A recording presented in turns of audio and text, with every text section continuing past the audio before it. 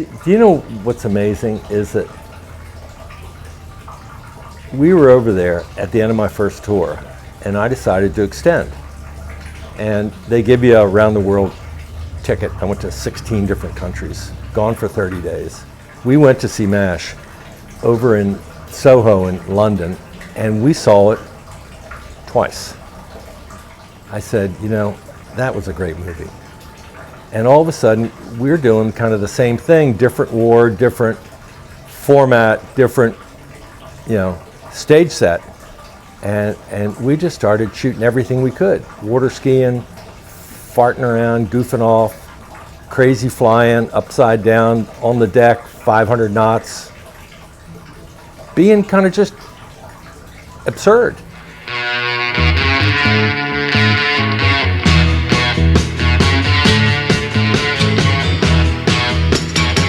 There was this great bluff right north of us, and there was about a 4.5, 5 mile beach. I came home,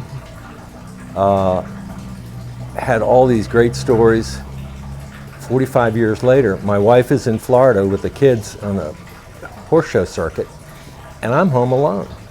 So I go out in the barn and I get my Foot Locker and I pull all the footage out and I start playing with it. 45 years, I never thought about it. It was just buried in that trunk. Never thought about it. As soon as I opened it up, it was like opening up a can of whoop ass.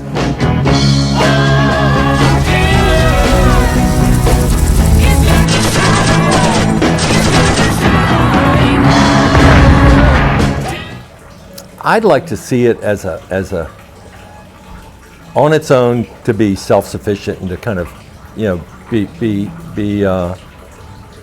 a real piece of history, and a real part of the war that no one really knew about or heard about. And I want it to be part of a series that really kind of points the finger at not just the State Department, but the administrations that allowed this to happen. You know, war is the last resort. War is the last thing you trigger, because once you start it and once you occupy a country, it ain't easy. And it's not just a tragedy in the terms of lives. It's a tragedy in terms of the adverse effect on your country. I mean, we've spent $8 trillion invested in Iraq. Do we have anything to show for it? Hell no. I slept better before I started making this movie. Now I don't sleep. And I think about all the interviews that I've had and all the people I've resurrected after 45 years. People that, you know, I've lost a bunch of friends. So you call and you find out, well, he died 4 years ago. And my best friends and guys that I flew with and got shot up with and whatever.